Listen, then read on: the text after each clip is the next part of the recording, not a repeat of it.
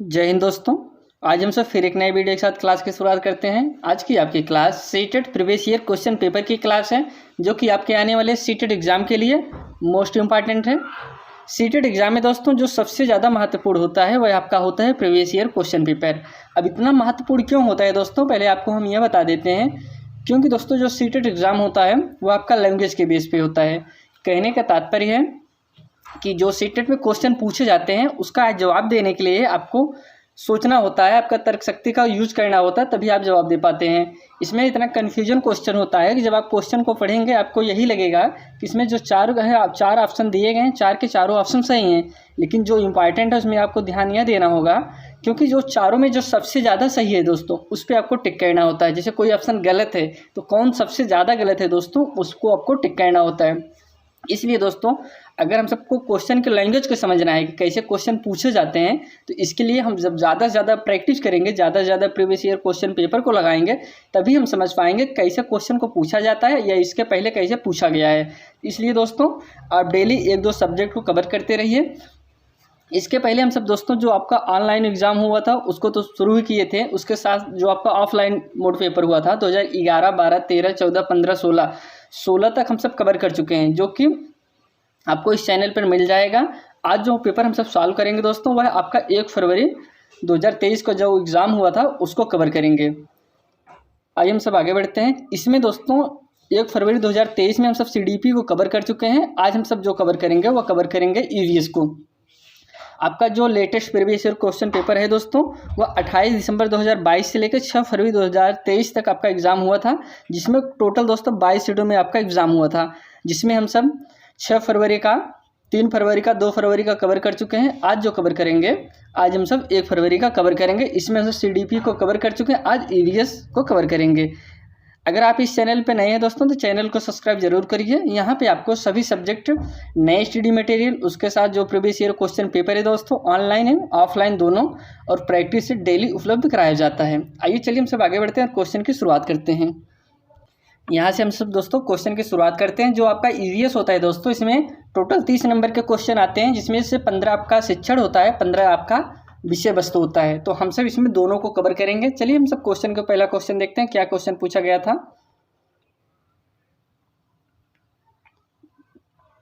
जो पहला क्वेश्चन है दोस्तों, कह रहे हैं निम्नलिखित में से पर्वतारोहण के ग्रुप लीडर को निभाने के लिए दी जाने वाली जिम्मेदारियों को चुनिए। पहला है ऑप्शन बाकी सदस्यों के सामान ले जाने में सहायता करना। ऑप्शन बी दोस्तों अपने ग्रुप में सबसे आगे रहना और अन्य सदस्यों को अपने पीछे चलाना। या फिर सी ऑप्शन है विश्राम के लिए अच्छा स्थान ढूंढना और भोजन की व्यवस्था कराना।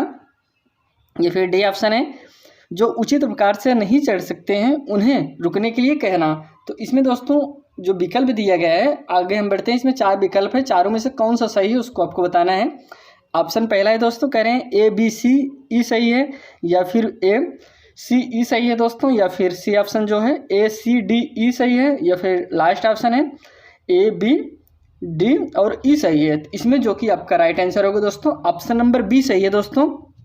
जो पर्वतारोहण, जिसे आप पर्वतारोहण जो होते हैं दोस्तों, वह उनका काम, जो मान लीजिए कोई जिम्मेदारी मिल गई, अभी आप लीडर हैं तो उसमें आपकी जो जिम्मेदारी होती है वो जो पहला ऑप्शन था इसमें कि बाकी सदस्यों के सामान ले जाने में सहायता करना। जाहिर सी बात है दोस्तों, अगर कोई आपके कोई साथी नहीं चढ़ पा रहा है, सामान नहीं ले जा पा रहा है, तो उसका आप मदद करिए, उसके सामान उसे आगे ले जाने में मदद करिए।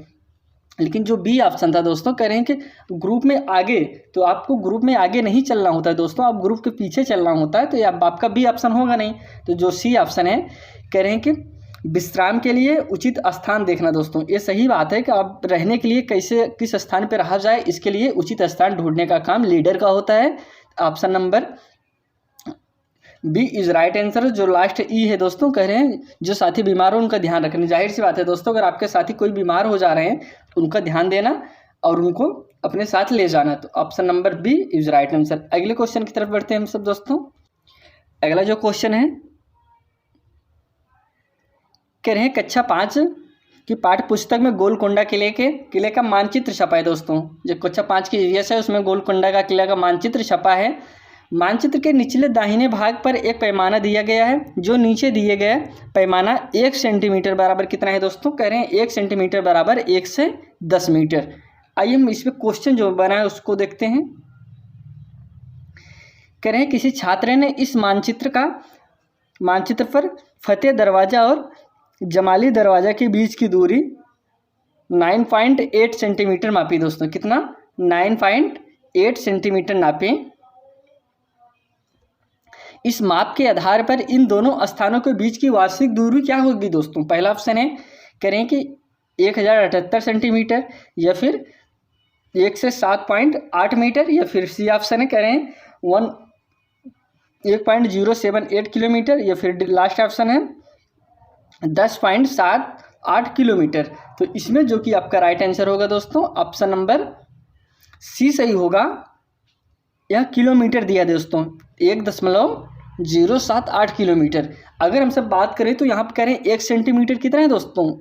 1 से 10 मीटर है। तो आप क्या करिए 9.8 में 1 से 10 से गुणा कर दीजिए, जो आएगा वही आपका आंसर हो जाएगा। इसमें जो आएगा वह होगा, इसमें किलो में पहले अगर मीटर में आएगा तो मीटर में अगर आ रहा है तो उसे हम किलोमीटर में बदल देंगे, तो ये आपका right answer option number B is right answer.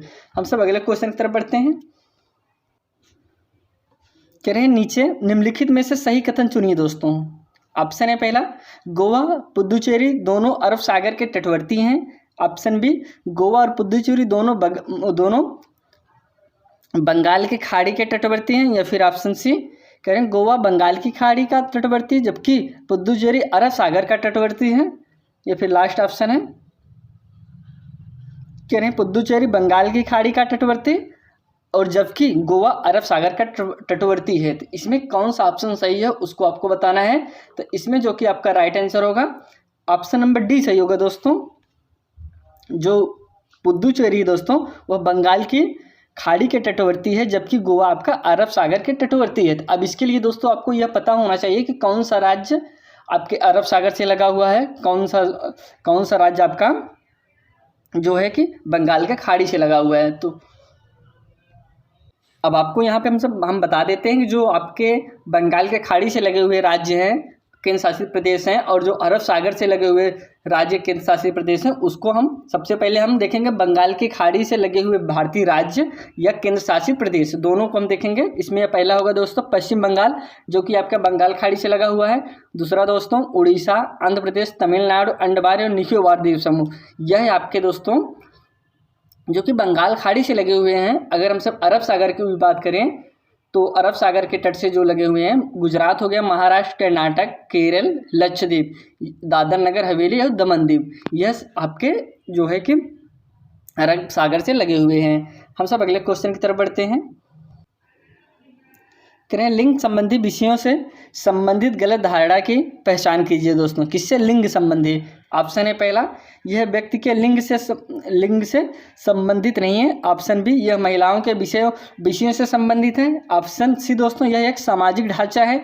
या फिर लास्ट ऑप्शन है यह एक प्रकृति में गतिशील है। तो दोस्तों यहाँ लिंग की बात कर रहे हैं, तो जो कि इसमें आपका राइट आंसर होगा लिंग संबंधी विषयों में संबंधित गलत धारणा की पहचान कीजिए दोस्तों। गलत धारणा यही है कि यह महिलाओं के विषयों से संबंधित है। अगर हम लिंग का यह करें कि नहीं यह महिलाओं का काम है या पुरुषों का काम है, जब हम इस तरीके से कोई काम करते हैं तो यह लिंग से संबंधित होता है। तो इसलिए दोस्तों ये गलत धारणा क्या है, जैसे भी हम कह दें कि महिलाओं का क्या काम है खाना बनाना, आदमियों का काम है सब्जी लाना, तो यह दोस्तों गलत है।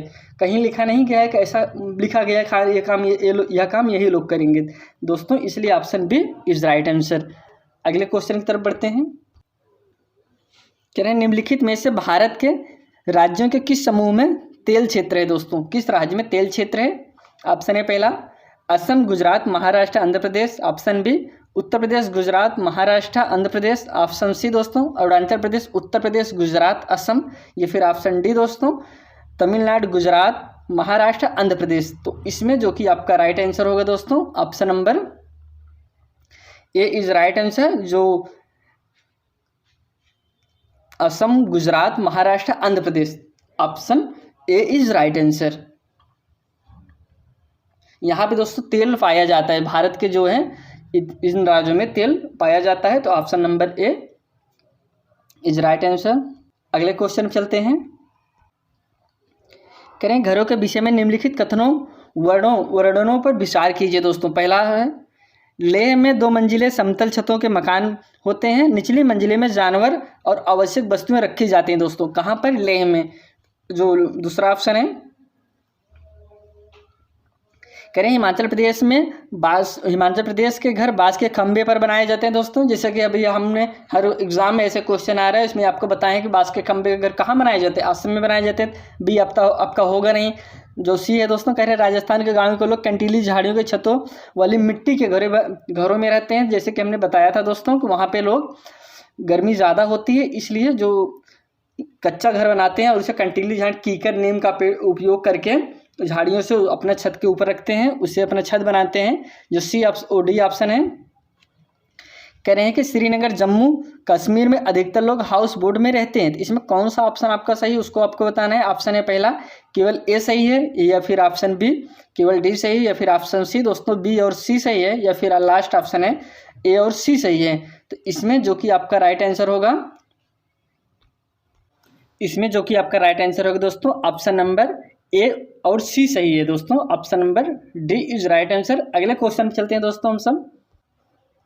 अगला जो क्वेश्चन है, करें ग्रीष्म ओलंपिक्स 2000 के वेट लिफ्टिंग के खेल में मेडल जीतने वाली प्रथम भारतीय महिला कौन है? ऑप्शन है पहला बेचेंद्री पाल, या फिर बी ऑप्शन है अफसाना मंसूरी, ऑप्शन सी दोस्तों सुनीता विलियम्स, या फिर दोस्तों लास्ट ऑप्शन कर्दम मल्लेश्वरी। तो दोस्तों इसमें जो कि आपका राइट आंसर होगा option number D is right answer. जो कर्दम मल्लेश्वरी थे दोस्तों, उन्होंने जो है वेट लिफ्टिंग में मेडल जीता था। Option number D is right answer. अगर कर्दम मल्लेश्वरी की बात करें तो दोस्तों यह किस राज्य से संबंधित है? यह आंध्र प्रदेश राज्य से संबंधित है। कौन? कर्दम मल्लेश्वरी। और इन्होंने दोस्तों पहला जो है कांस्य पदक जीता था। ओलंपिक खेलों में पहला कांस्य पदक जीतने वाले प्रथम भारतीय महिला बनी थी। कौन? कर्दम मल्लेश्वरी। इनको दोस्तों 1994 में भारत सरकार द्वारा अर्जुन पुरस्कार दिया गया था, जो कि 1995 में राजीव गांधी खेल रत्न पुरस्कार दिया गया था। वह 1999 दोस्तों पद्म श्री से सम्मानित किया गया था। किसे? कर्दम मल्लेश्वरी से। किस राज्य से संबंधित है? आपके आंध्र प्रदेश से संबंधित है। अगले क्वेश्चन की तरफ बढ़ते हैं हम सब। अगला जो ऑप्शन है कि ब्रांज कासा के विषय में निम्नलिखित कथनों पर विचार कीजिए। पहला ऑप्शन है आदिवासी लोग हजारों साल पहले से ब्रांज का उपयोग कर रहे हैं। ऑप्शन बी ब्रांज का रंग चमकीला पीला होता है, या फिर ऑप्शन सी दोस्तों कह रहे हैं कि ब्रांज को कॉपर तांबे और जिंक के मिश्रण से पिघलाकर बनाया जाता है, या फिर लास्ट ऑप्शन है डी कह रहे हैं ब्रांज को बनाने में उपयोग की जाने वाली तत्व धातु गहरी खानों से प्राप्त किया जाता है। तो इसमें जो कि आपका राइट आंसर होगा दोस्तों option number C is right answer. Bronze के विषय में दोस्तों यह सही है। ब्रांज को कॉपर तथा तांबे और जिंक के मिश्रण को बनाकर बनाया जाता है ब्रांज को। Option number C is right answer. इसे पिघलाकर तैयार किया जाता है। और इसका रंग दोस्तों ब्रांज का रंग भूरा होता है। आप इसको जानते रहिए। हम सब अगले क्वेश्चन की तरफ बढ़ते हैं। कह रहे हैं परिवार के संदर्भ में निम्नलिखित में से कौन सा कथन सत्य है दोस्तों? किसके संबंध में? परिवार के संदर्भ में। ऑप्शन है पहला एक परिवार में केवल रक्त संबंधी व्यक्ति हो सकते हैं। ऑप्शन बी दोस्तों दत्तक बच्चों को परिवार का सदस्य नहीं कहा जा सकता। Option B. अगले ऑप्शन की तरफ चलते हैं। ऑप्शन नंबर सी जो दिया गया है केवल एक अभिभावक के साथ रहने वाले बच्चे परिवार नहीं कहे जा सकते। या फिर दोस्तों ऑप्शन लास्ट ऑप्शन है जो कह रहे हैं कि एक आदर्श परिवार का विभिन्न व्यक्तियों के लिए भिन्न अर्थ हो सकता है दोस्तों। तो इसमें जो कि आपका राइट आंसर होगा दोस्तों, जो इसमें पूछ रहा था कौन सा कथन सत्य है परिवार के संबंध में, इसमें जो कि राइट आंसर होगा ऑप्शन नंबर डी होगा। कह रहे हैं कि एक आदर्श परिवार का विभिन्न व्यक्तियों के लिए भिन्न अर्थ हो सकता है। जाहिर सी बात है दोस्तों, जिससे परिवार तो एक प्रकार का होता नहीं कि एक ही प्रकार का परिवार होता है। परिवार इसे एकल परिवार होता है, संयुक्त परिवार होता है। वही कह रहे हैं कि आदर्श परिवार के लिए भिन्न भिन्न अर्थ में परिवार का मतलब हो सकता है। Option number D is right answer. अगले क्वेश्चन पे चलते हैं दोस्तों। कह रहे हैं नए काम की तलाश में लोगों का मौसमी आवागमन कहलाता है दोस्तों। क्या कहलाता है? ऑप्शन है पहला विस्थापन कहलाएगा, ऑप्शन बी ऋतु प्रवास कहलाता है, या फिर ऑप्शन सी अप्रवास कहलाता है, या फिर खाना बदोशी कहलाता है। नए काम की तलाश में जो लोग आते हैं मौसम के समय में उन्हें हम क्या कहते हैं उसको आपको बताना है। इसमें जो कि आपका राइट आंसर होगा दोस्तों, उन्हें हम क्या कहते हैं? ऋतु प्रवास कहते हैं। Option number B is right answer.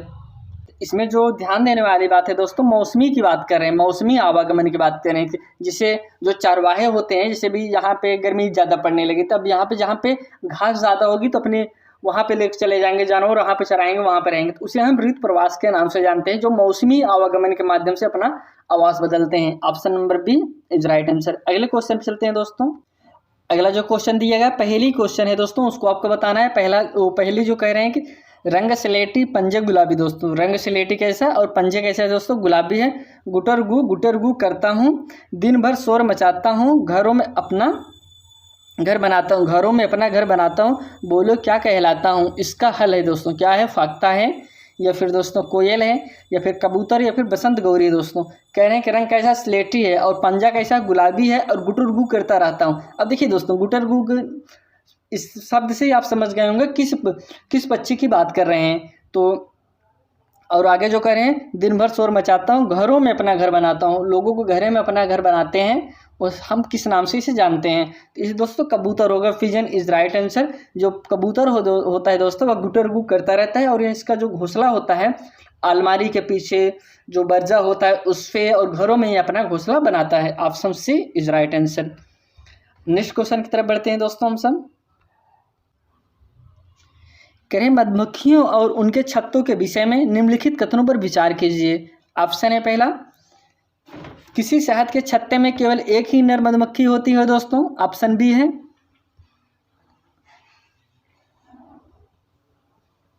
कह रहे हैं किसी छत्ते में केवल एक रानी मक्खी होती है जो अंडे देती है, या फिर ऑप्शन सी है, छत्ते बनाने के लिए नर मधुमक्खी बहुत महत्वपूर्ण होती है, या फिर ऑप्शन सी दोस्तों, नर मधुमक्खी रस की खोज में फूलों के चारों ओर नाचती है, और मादा मधुमक्खी फूलों से शहद के लिए रस एकत्रित करती है। अब इसमें दोस्तों मधुमक्खी के विषय में कौन सा सही है उस पर हम चलते हैं। पहले इसमें देख लेते हैं जो कथन दिया गया, कथन पे देखते हैं। कह रहे हैं कि केवल ए और बी सही है दोस्तों, या फिर ए बी सी सही है, या फिर केवल सी और डी सही है, या फिर सी और डी सही है। अगर मधुमक्खियों की बात करें तो दोस्तों मधुमक्खियों को जो काम होता है,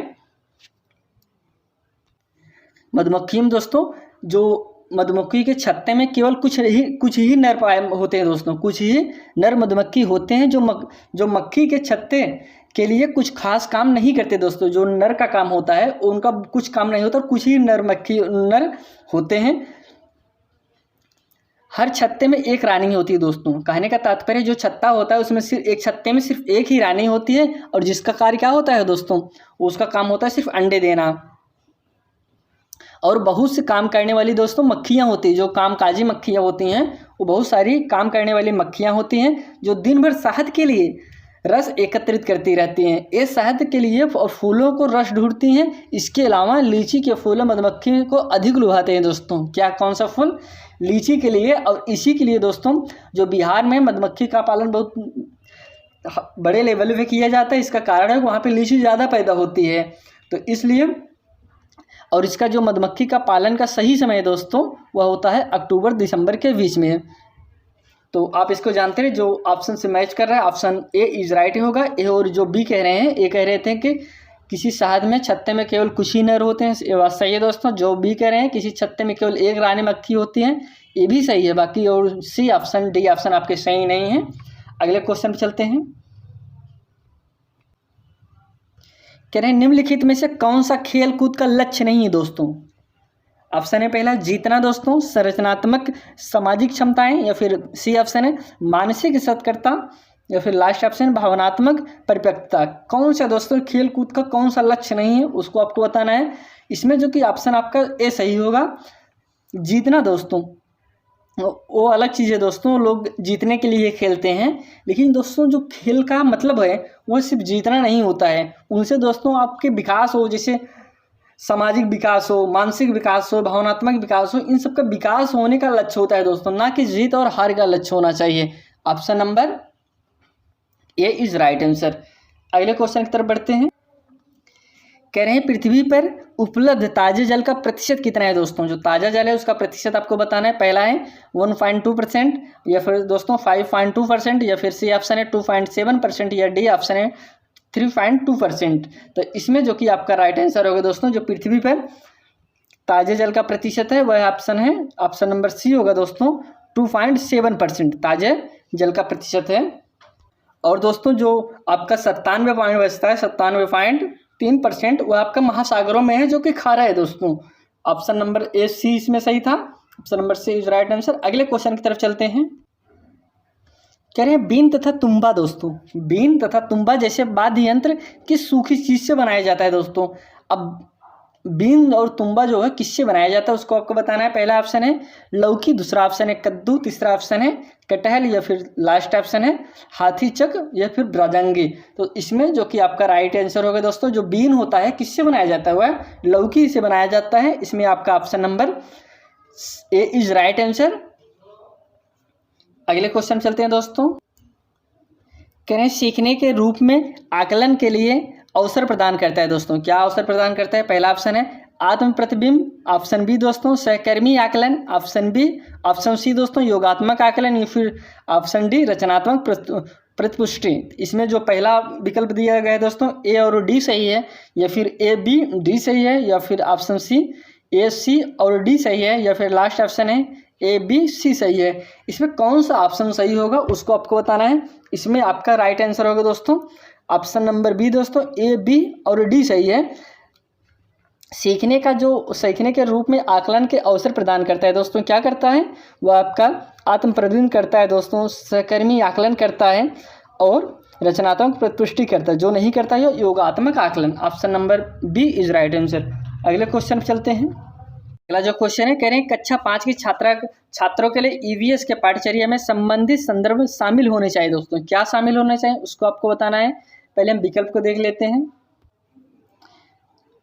ऑप्शन है पहला खुद दोस्तों, घर, स्कूल, पड़ोसी और बड़े पैमाने पर समुदाय दोस्तों। इसमें दोस्तों जो पूछ रहा था पाठ्यचर्या में क्या शामिल होने चाहिए, जो किसमें शामिल होने चाहिए दोस्तों, पड़ोसी और बड़े पैमाने पर समुदाय। डी इज राइट आंसर दोस्तों। अगले क्वेश्चन की तरफ बढ़ते हैं। कह रहे हैं कि आकलन उपकरण जो न केवल सर्वोत्तम बल्कि बच्चे के सभी प्रकार के कार्यों या समय की अवधि में की गई गतिविधि को एकत्र करता है, वह है दोस्तों। क्या है? ऑप्शन है पहला पोर्टफोलियो है, या फिर बी ऑप्शन है उपख्यानात्मक रिकॉर्ड है, या फिर सी ऑप्शन है रूब्रिक है, या फिर ऑप्शन डी दोस्तों संचयी रिकॉर्ड है। तो इसमें जो कि आपका राइट आंसर होगा दोस्तों पोर्टफोलियो है। पोर्टफोलियो में दोस्तों बालक का पूरा बायोडाटा रखा जाता है। पोर्टफोलियो का निर्माण की अगर बात करें हम सब, तो पोर्टफोलियो का निर्माण बालक स्वयं कर सकता है, अभिभावक कर सकते हैं, और उसके जो इस टीचर होते हैं वो भी पोर्टफोलियो का निर्माण कर सकते हैं। Option A is right answer. Next question की तरफ बढ़ते हैं हम सब। कह रहे हैं ईवीएस को एक एकीकृत विषय के रूप में देखा जाता है क्योंकि दोस्तों पहला ऑप्शन है यह विज्ञान, सामाजिक विज्ञान और पर्यावरण शिक्षा से अंतर्दृष्टि प्राप्त करता है। बी ऑप्शन है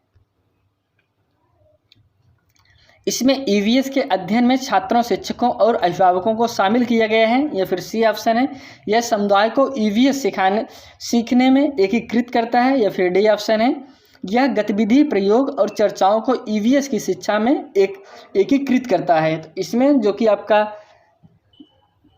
राइट आंसर होगा, राइट आंसर इसमें आपका होगा दोस्तों ऑप्शन नंबर ए होगा। इसमें ईवीएस की बात करें तो यह बाकी दोस्तों एकीकृत, तो ये सब आपका नहीं होगा राइट आंसर। राइट आंसर इसमें आपका होगा ए, यह विज्ञान, सामाजिक विज्ञान और पर्यावरण शिक्षा से अंतर्दृष्टि प्राप्त करता है दोस्तों। जो ईवीएस है, ईवीएस का मतलब यही होता है। Option number A is right answer. हम सब नेक्स्ट क्वेश्चन की तरफ बढ़ते हैं।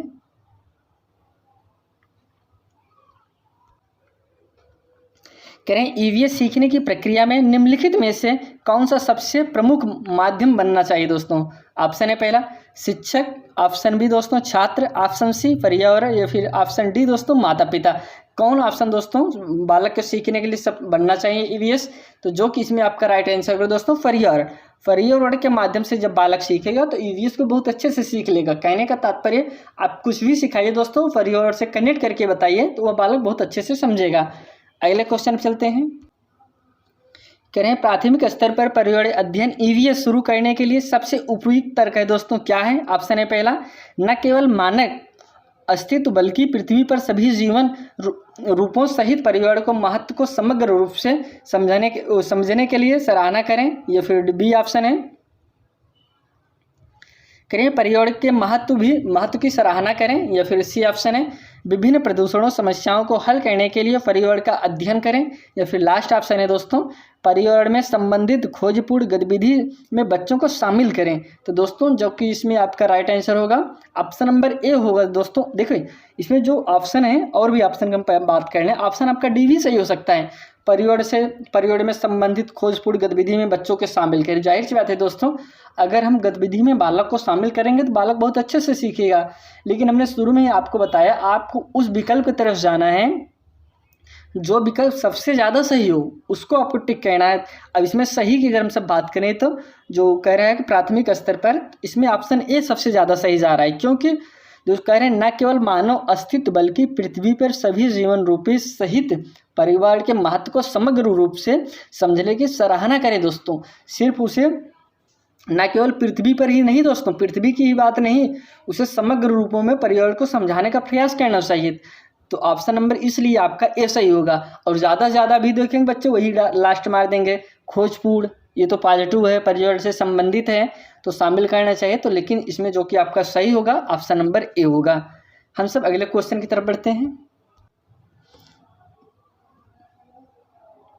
कह रहे हैं थीम पौधे को पढ़ने के बाद मीना ने विद्यार्थियों के लिए पार्क के भ्रमण का संचालन किया। इससे विद्यार्थियों को दोस्तों थीम पौधे की बात कर रहे हैं, तो थीम पौधे को पढ़ाने के बाद मीना ने विद्यार्थियों को पार्क में भ्रमण का संचालन किया। इससे विद्यार्थियों को क्या होगा उसको आपको बताना। पहले हम विकल्प देख लेते हैं। ऑप्शन पहला है थीम याद रखने में मदद मिलेगी। ऑप्शन बी है दोस्तों पार्क में पौधों की पहचानने में मदद मिलेगी। या ऑप्शन सी है कक्षा के अधिगम को वास्तविक जीवन की स्थितियों में सहसंबंध करने की मदद मिलेगी। या फिर लास्ट ऑप्शन है पार्क में मस्ती करने में मदद मिलेगी। आपको दोस्तों उस विकल्प की तरफ कभी नहीं जाना है जिसमें मस्ती, आनंद इन सब के लिए कार्य किया गया हो। तो दोस्तों इसमें जो कि राइट आंसर होगा ऑप्शन होगा स्थितियों कक्षा के अधिगम को वास्तविक जीवन की स्थितियों से सह संबंध करने में मदद मिलेगी। Option number C is right answer. क्योंकि दोस्तों उसमें बालक कनेक्ट करके पढ़ाया, क्योंकि हमने पौधे की बात कर रहे थे, पौधे पे थीम है दोस्तों, और उसे भ्रमण के माध्यम से सिखा रहे हैं। पार्क ले विद्यार्थियों को पार्क में ले गए, भ्रमण किए हैं, तो वह तुरंत दोस्तों अपने वास्तविक जीवन से उसे जोड़ लेगा। इसलिए option C is right answer. अगले क्वेश्चन चलते हैं। करें मानचित्र गठन गतिविधि के दौरान जयंती अपने मित्र से कहती है नक्शे पर हमारा गांव पड़ोस के शहरों से रेखा द्वारा विभाजित क्यों है। दोस्तों जब मैं पिताजी के साथ सब्जियां बेचने शहर जाती हैं तो मुझे ऐसी रेखाएं नहीं दिखाती। जयंती क्या कह रही है दोस्तों, जो जयंती कह रही है कि मानचित्र पठन गतिविधि के दौरान दोस्तों जब हम मानचित्र को पढ़ते हैं तो अपने मित्र से कहती कि नक्शे पर हमारा गांव पड़ोस के शहर से रेखा द्वारा विभाजित किया गया। जो मैप में वो रेखा खींची गई है वही कह रही विभाजित किया गया है नक्शे में। लेकिन जब मैं पिताजी के साथ सब्जी लेने गई थी वहाँ पे हमको ऐसी कोई रेखा नहीं दिखी। तो जयंती क्या कर रही है दोस्तों उसको आपको बताना है।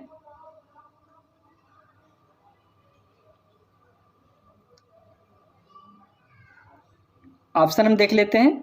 कह रहे हैं कि वास्तविक जीवन अनुभव को कक्षा कक्ष गतिविधि से संबंधित करना दोस्तों।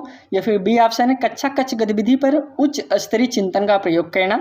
ऑप्शन सी अपने परिवेश के प्रति स्वाभाविक जिज्ञासा की अभिव्यक्ति करना। या फिर लास्ट ऑप्शन है दोस्तों अवलोकन पर चिंतन और तर्क का प्रयोग करना। तो कौन सा ऑप्शन सही होगा। ऑप्शन है पहला ए बी सही होगा दोस्तों। या फिर बी ऑप्शन है कह रहे हैं कि बी और सी सही होगा। या फिर सी ऑप्शन है कह रहे हैं कि सी और डी सही होगा। या फिर लास्ट ऑप्शन है बी और डी सही होगा, जो कि इसमें आपका राइट आंसर होगा दोस्तों ऑप्शन नंबर डी सही होगा। बी और डी सही होगा। कक्षा गतिविधि में उच्च स्तरीय चिंतन का प्रयोग कर रहा है कि हम जब क्लास में पढ़ते हैं तो हमने देखा कि मैप में जो है अलग गांव में देखते हैं रेखा खींची गई है, लेकिन हम जब स्वयं करते हैं तो गांव में हमने गए तो वहाँ कोई रेखा हमको नहीं मिली। वो चिंतन कर रहा है दोस्तों, सोच रही है। और जो लास्ट ऑप्शन है अवलोकन पर चिंतन और तर्क का प्रयोग कर रही है, वह तर्क कर रही है दोस्तों और सोच रही है। Option number D is right answer. अगले क्वेश्चन चलते हैं। अगला जो क्वेश्चन है कह रहे हैं दुर्गा रानी से कहती है पूर्णिमा पर चाँद। एक मिनट दोस्तों पहले हम आगे बढ़ लेते हैं फिर कह रहे हैं दुर्गा रानी से कहती है कि पूर्णिमा पर चाँद माँ की बनाई हुई रोटी जैसा गोल होता है दोस्तों। पूर्णिमा पर चाँद दोस्त माँ की बनाई जैसे रोटी जैसा गोल होता है। कौन कह रहा है? दुर्गा रानी से कह रही है। कबीर कहता है नहीं, यह तेल में तली पूड़ी जैसा होता है।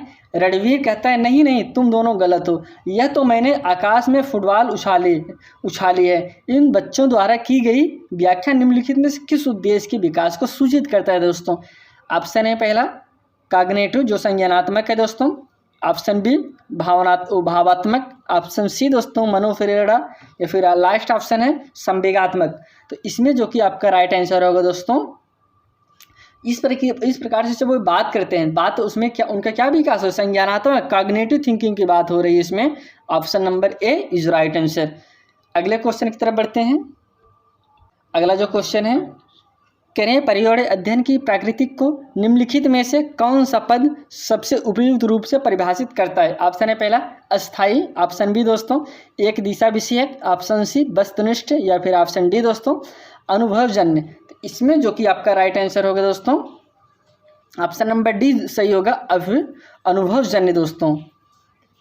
D is right answer. अगर हम सब दोस्तों अनुभवजन्य की बात करें, तो जब हम दोस्तों पर्यावरण के अध्ययन में अनुभवजन्य इंद्रियों, अवलोकन, प्रलेखन या किसी विशेष प्रतिमान के माध्यम से प्राप्त जानकारी को अनुभवजन्य कहा जाता है दोस्तों। यह वैज्ञानिक पद्धति का एक केंद्रीय हिस्सा होता है। क्या दोस्तों? अनुभवजन्य। अगले क्वेश्चन की तरफ बढ़ते हैं।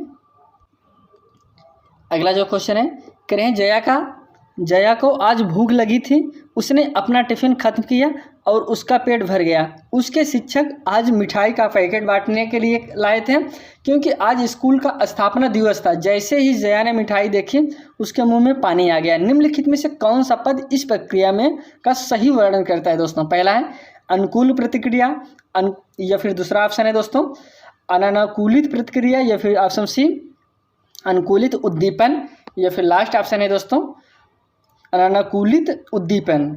इसमें जो कि आपका राइट आंसर होगा दोस्तों वो ऑप्शन नंबर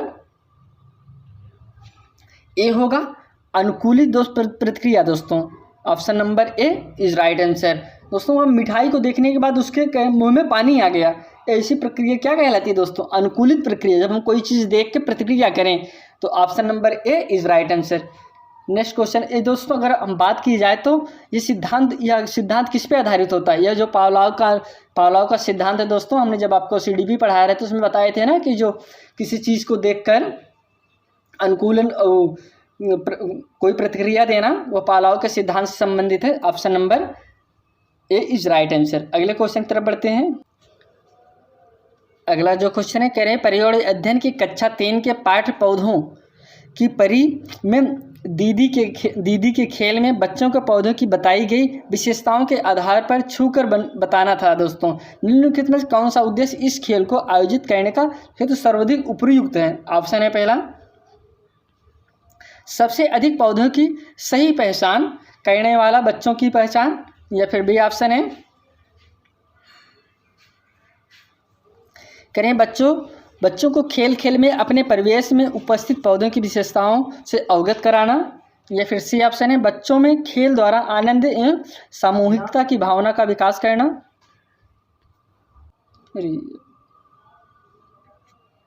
इसमें दोस्तों जो कि राइट आंसर आपका होगा ऑप्शन नंबर, एक मिनट दोस्तों इस क्वेश्चन छोड़िए क्या, तो देख लेते। पहले हम ऑप्शन आपको फिर से एक बार बता देते हैं, क्योंकि पहला ऑप्शन जो था दोस्तों करें सबसे क्वेश्चन के शुरू से देख ले रहे हैं।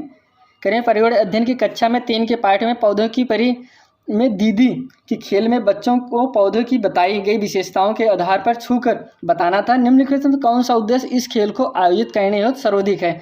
जो कि पहला ऑप्शन है सबसे अधिक पौधों की सही पहचान करने वालों बच्चों की पहचान, या फिर बी ऑप्शन है बच्चों को खेल अपने परिवेश में उपस्थित पौधों की विशेषताओं से अवगत कराना, या फिर सी ऑप्शन है बच्चों में खेल द्वारा आनंद की एवं सामूहिकता की भावना का विकास करना, या फिर डी ऑप्शन है बच्चों में प्रतिस्पर्धा की भावना द्वारा सीखने के प्रति रुचि विकसित करना। तो इसमें पहला ऑप्शन है ए बी सही है, या फिर बी ऑप्शन जो दिया गया बी और सी सही है, सी ऑप्शन दिया गया सी और डी सही है, या फिर लास्ट ऑप्शन है डी और ए सही है। इसमें जो कि आपका राइट आंसर होगा ऑप्शन नंबर बी सही होगा, बी और ए सही है। इसमें जो बी कह रहा था दोस्तों, कह रहे थे कि बच्चों को खेल खेल में अपने परिवेश में उपस्थित पौधों की विशेषताएं अवगत कराना। तो जाहिर सी बात है दोस्तों, भाई हम बालक को कोई चीज़ खिला रहे हैं, कोई खेल खिला रहे हैं, उससे जरिए हम कोई चीज़ कनेक्ट कर देंगे तो बालक तुरंत सीख जाएगा। इसलिए option number B is right answer. अगले क्वेश्चन की तरफ बढ़ते हैं। करें सही कथनों को चुनिए। ऑप्शन है पहला, एनसीएफ 2005 कक्षा से 1-3 तक दोस्तों, 1 से 3 तक ईवीएस के शिक्षण को निर्धारित करता है दोस्तों। एनसीएफ 1 से 3 तक शिक्षण, इसमें सही कथन आपको बताना है। जैसे कि हम आपको बताया था कि जो कहीं आपका जो ईवीएस चलता है दोस्तों, वह 1 से नहीं चलता है, तो आप इसको ध्यान दिए रहिए। पहले हम बी ऑप्शन पढ़ लेते हैं, फिर हम आंसर बताते हैं। ऑप्शन बी जो कह रहा है, कक्षा 1 और 2 के लिए कोई पाठ्यपुस्तक निर्धारित नहीं की गई है जिससे कि विद्यार्थियों को संदर्भित अधिगम वातावरण दिया जा सके। ऑप्शन जो सी कह रहे हैं दोस्तों, कह रहे हैं कक्षा 1 और 2 में ईवीएस विज्ञान या सामाजिक ज्ञान के द्वारा पढ़ाई जाती है, या फिर डी ऑप्शन है, कह रहे हैं कि ईवीएस वह विषय है जो केवल कक्षा 4 और 5 को पढ़ाया जाता है। पहला ऑप्शन दिया गया है ए और बी सही है, बी ऑप्शन दिया गया है केवल ए सही है, या फिर सी ऑप्शन दिया गया है केवल बी सही है, या फिर लास्ट ऑप्शन है केवल सी और डी सही है। तो इसमें जो कि आपका सही आंसर होगा दोस्तों, वो ऑप्शन होगा ऑप्शन नंबर सी सही दोस्तों। केवल बी सही है, बाकी सारे ऑप्शन गलत हैं। क्योंकि इसमें जो बी कह रहा है, पहले हम बी को समझ लेते हैं। कह रहे हैं कि कक्षा 1 और 2 के लिए कोई पाठ्यपुस्तक निर्धारित नहीं की गई जिससे कि विद्यार्थियों को संदर्भित अधिगम को वातावरण दिया जा सके। इसमें दोस्तों आपका राइट आंसर सही कथन यही है, बाकी दोस्तों और सभी विकल्प आपके गलत हैं। Option number C is right answer. अगले क्वेश्चन की तरफ हम सब बढ़ते हैं। अगला जो क्वेश्चन है, कह रहे हैं कक्षा कक्ष में मूल द्विविमीय निरूपण द्वारा प्रत्यय का मानचित्र खाली जगह में आरंभ होता है दोस्तों, किसमें? कक्षा 3 में, ऑप्शन बी कक्षा 4 में, ऑप्शन सी कक्षा 5 में, या फिर ऑप्शन डी दोस्तों कक्षा 1 और 2 में। तो इसमें जो कि आपका राइट आंसर होगा option number A is right answer, केवल कक्षा 3 में दोस्तों। Option number A is right answer. Next question की तरफ चलते हैं। कह रहे हैं विषय परिवार एवं मित्र दोस्तों। परिवार एवं मित्र में पौधे एवं जीवों को जानते बूझते सम्मिलित किया गया है जिससे कि वे, ऑप्शन है पहला, इस पर विशेष बल दिया जा सके कि मानव का उनके साथ कैसा प्रगाढ़ है दोस्तों, प्रगाढ़ संबंध है उसको आपको है, या फिर बी ऑप्शन की तरफ देखते हैं। करें उन्हें एक समग्र समकालिक वैज्ञानिक और सामाजिक परिप्रेक्ष्य प्रदान किया जा सके, या फिर सी ऑप्शन है उन्हें सामाजिक और सांस्कृतिक संदर्भ में अवस्थित किया जा सके, या फिर लास्ट ऑप्शन है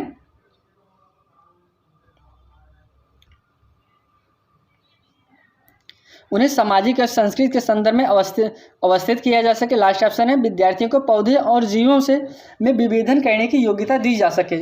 ऑप्शन हम देख लेते हैं। कह रहे हैं ए बी सी सही है, बी ऑप्शन है ए बी और डी सही है, या फिर अगला ऑप्शन है बी सी और डी सही है, या फिर लास्ट ऑप्शन है करें केवल ए सही है। इसमें जो कि आपका राइट आंसर होगा दोस्तों ए भी सही है, बी भी सही है और आपका सी भी सही है। Option number A is right answer. यहाँ पे हम सब दोस्तों आज आपके जो ईवीएस को कवर किया, जो कि आपका एग्ज़ाम यह हुआ था दोस्तों 1 फरवरी 2023 को एग्ज़ाम हुआ था। इसमें हम सब सीडीपी को कवर कर चुके थे, आज हम सब ईवीएस को कवर किए। अगर आप इस चैनल पर नए हैं दोस्तों तो चैनल को सब्सक्राइब जरूर करिए। अब इसी के साथ यह वीडियो हम यहीं समाप्त करते हैं। आपसे फिर एक नई वीडियो में मिलते हैं, तब तक के लिए दोस्तों धन्यवाद।